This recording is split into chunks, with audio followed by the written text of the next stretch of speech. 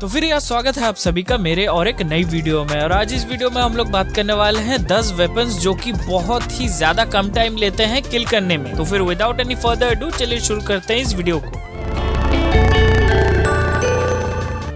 और इस वीडियो में मैं शॉटगन्स या फिर स्नाइपर्स को ऐड नहीं कर रहा क्योंकि वो वन शॉट किल वेपन है। अगर आप ठीक से एक शॉट ले लेते हैं तो आप इजीली किसी को भी मार सकते हैं और वो सबसे ज्यादा फास्टेस्ट हो जाता है, इसीलिए मैं उन सबको ऐड नहीं कर रहा। तो फिर नंबर 10 पे हमारे पास आ जाता है वेक्टर। और आप सभी को तो पता ही होगा कि आपके पास या फिर आपके ओपोनेंट के पास अगर वेक्टर हो और उसने या फिर आपने उस पर सारी गोलियां बिठा दी तो फिर वो पक्का नॉकडाउन हो जाएगा, या फिर उसने अगर आप पर बिठा दी सारी गोलियां तो फिर आप पक्का नॉकडाउन हो जाओगे। पर अगर आपने लेवल 2 या फिर लेवल 3 का वेस्ट पहना है तो फिर वो थोड़ा सा मुश्किल हो जाता है क्योंकि आपको चेस्ट या फिर हेड में ज्यादा हिट करना पड़ता है अपने एनिमी या फिर उस एनिमी को आपको नॉकआउट करने के लिए। और वेक्टर में आप जितनी सारी अटैचमेंट्स लगाएंगे, यानी अगर आपको एक्सटेंडेड मैग मिल जाता है तो फिर सबसे बढ़िया है क्योंकि 13 गोलियों से कुछ नहीं होने वाला ज्यादा। और शायद अगर आप ठीक से हर एक गोलियां बिठा दे तो किसी को नॉकडाउन कर भी सकते हैं। पर अगर आपके पास एक्सटेंडेड मैग आ गया और हर एक गोली आप ठीक से बिठा देते हैं तो फिर वो इजीली नॉकडाउन हो जाएगा क्योंकि वेक्टर में उतना ज्यादा डैमेज तो नहीं है पर उसका फायर रेट बहुत ही ज्यादा है, जिसकी वजह से आप अपने एनिमी को पहले नॉकडाउन या फिर किल कर दोगे उससे पहले कि आपको वो नॉकडाउन कर दे या फिर मार दे। और आप सभी को तो पता ही होगा कि अगर आपके ओपोनेंट के पास कोई वेक्टर है तो फिर आपको उससे थोड़ा सा दूर ही रहना चाहिए क्योंकि वेक्टर का उतना ज्यादा रेंज नहीं है और साथ ही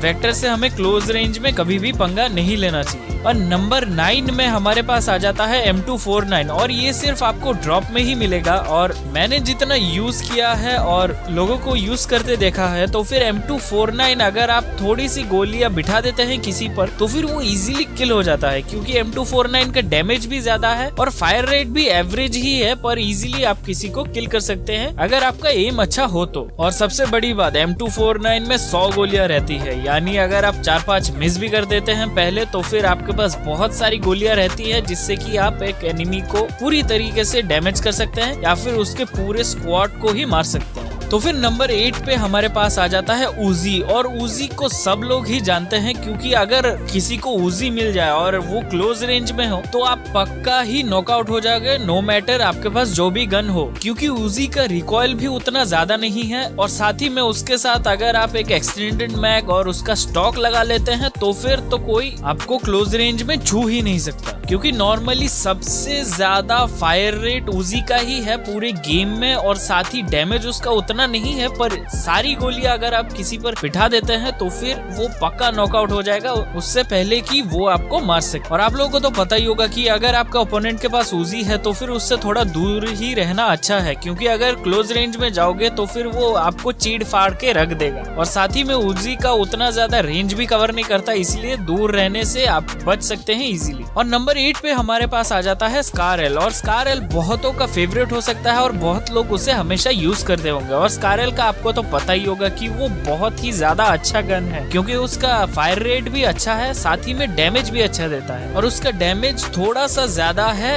M416 से, पर उसका फायर रेट थोड़ा सा कम है M416 से, पर उसका रेंज भी बहुत अच्छा है और आप उसे इजीली कंट्रोल कर सकते हैं क्योंकि उसका रिकॉइल भी उतना ज्यादा नहीं है। और आप अगर चाहो तो उसे यूज कर सकते हो 2-3 लोगों को एक साथ नॉकआउट करने के लिए अगर आपका एम अच्छा हो तो। और उसके बाद नंबर 6 पे आ जाता है M416 और बहुत सारे प्लेयर्स का फेवरेट होगा M416 क्योंकि M416 मेरे हिसाब से सबसे ज्यादा फेमस गन है 5.56 एमओ का। और साथ ही में अगर आपको M416 के थोड़े से अटैचमेंट्स मिल जाते हैं तो फिर तो आप इनविंसिबल हो जाओगे सिर्फ और सिर्फ लॉन्ग रेंज को छोड़ के, क्योंकि लॉन्ग रेंज में M416 उतना भी अच्छा नहीं है और उसका डैमेज के हिसाब से लॉन्ग रेंज उतना ज्यादा कारगर भी नहीं है लॉन्ग रेंज के लिए। पर आपको तो पता ही होगा कि शॉर्ट रेंज में वो तबाही मचा देता है और जो भी आपके सामने है उसको चीड़ फाड़ के इजीली रख देता है। और साथ ही में इसका फायर रेट ज्यादा होने की वजह से लोग स्कार-L की जगह इसको ज्यादा प्रेफर करते हैं। और नंबर 5 पे आ जाता है DP28। और आप में से बहुत होंगे जो DP28 जब भी मिले उसे उठा लेते हैं कोई भी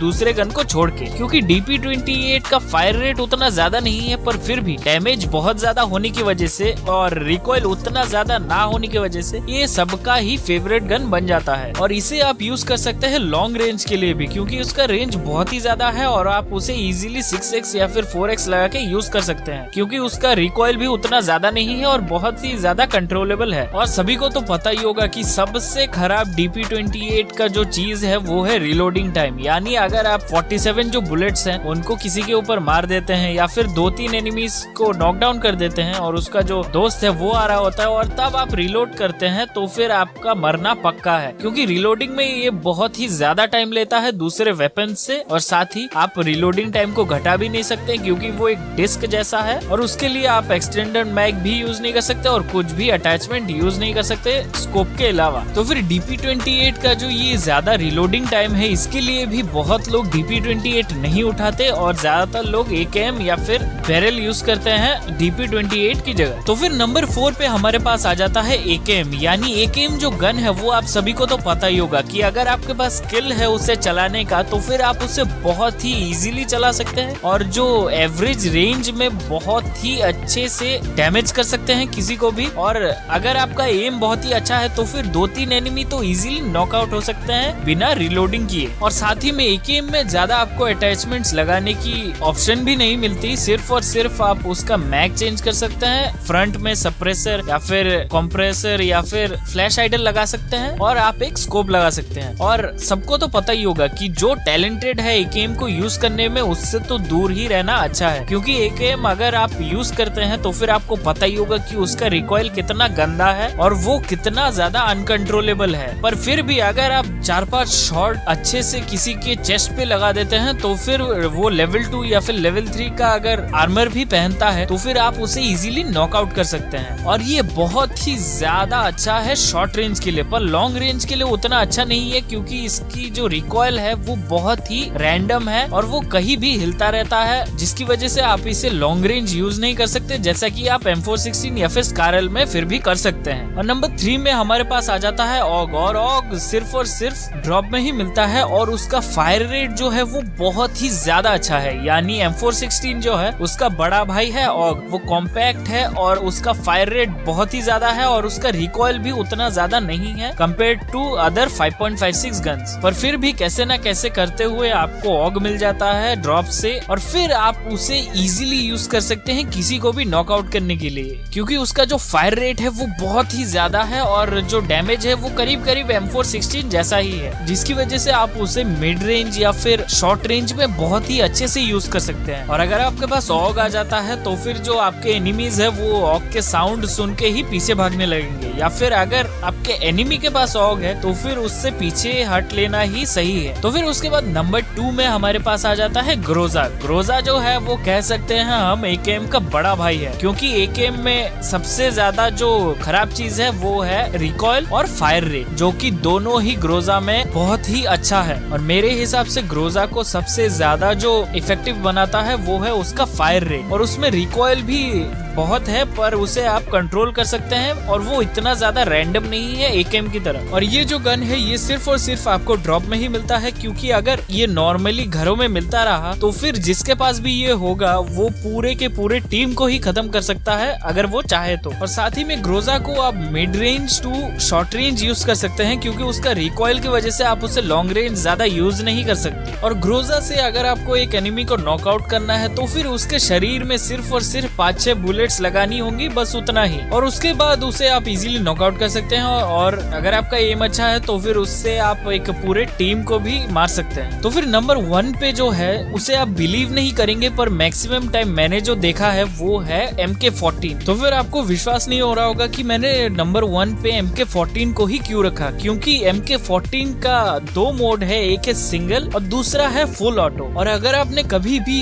MK14 के साथ शॉर्ट रेंज में कभी भी फुल ऑटो ट्राई किया है तो फिर आपको तो पता ही होगा कि वो कितना शॉर्ट टाइम लेता है किसी को मारने के लिए, क्योंकि MK14 अगर फुल ऑटो पे कर दिया जाए तो फिर उसका फायर रेट बहुत ही ज्यादा होता है और साथ ही जो डैमेज है वो बहुत ही ज्यादा है। यानी अगर आप ठीक से 2 बुलेट्स भी लगा देते हैं अपने एनिमी में तो वो नॉकआउट हो जाएगा, जितना भी लेवल का उसके पास वेस्ट हो। और फिर साथ ही उसे आप लॉन्ग रेंज भी यूज कर सकते हैं और मिड रेंज भी, और शॉर्ट रेंज में मेरे हिसाब से फुल ऑटो सबसे बढ़िया है, क्योंकि आप एक घर में रश करना चाहते हैं तो फिर आपको बहुत ही कम टाइम मिलता है अपने एनिमी को मारने के लिए। और अगर आपके पास MK14 है तो फिर आप उसे फुल ऑटो पे करके इजीली रश कर सकते हैं। और साथ ही में उसके साथ आप कोई भी स्कोप लगा सकते हैं, क्योंकि वो DMR है और उस पर हर एक स्कोप लगता है रेड डॉट से लेकर 8x तक। और उसमें सिर्फ और सिर्फ एक ही डिसएडवांटेज है कि आप फुल ऑटो अगर यूज कर रहे हैं तो फिर उसे शॉर्ट रेंज में यूज कर सकते हैं और साथ ही सिर्फ आपको 10 बुलेट्स मिलते हैं। यानी अगर आपने 2-3 बुलेट्स मिस कर दिए और अगर आपके एनिमी के पास अच्छा कोई वेपन है तो फिर आप खत्म पक्का हो जाओगे, क्योंकि वो कोई चांस नहीं लेगा आपको मारने के लिए। और साथ ही अगर आपके पास एक एक्सटेंडेड मैगजीन है तो फिर आपको और भी फायदा हो जाता है, क्योंकि अगर आप 1-2 बुलेट्स मिस भी कर देते हैं और आपका थोड़ा सा लाइफ कम भी जाता है, फिर भी आपके पास बहुत सारी बुलेट्स बचती है, जिससे कि आप अगर 2-3 शॉट्स भी उस पर बिठा दे तो वो पक्का नॉकआउट हो जाएगा या फिर मर जाएगा। तो फिर यही था मेरा पूरा वीडियो कि 10 वेपन्स